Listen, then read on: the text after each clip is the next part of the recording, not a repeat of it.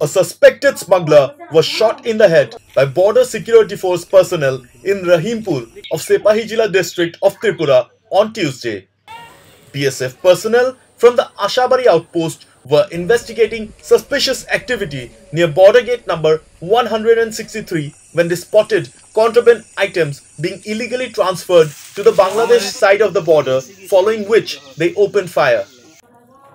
One Babul Hussain, who was shot in the head, is said to be in a critical state.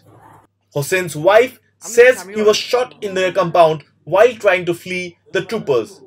Meanwhile, Hussein has been transferred to the Tripura Medical College and Dr. B.R. Ambedkar Memorial Teaching Hospital in Agartala for further medical attention.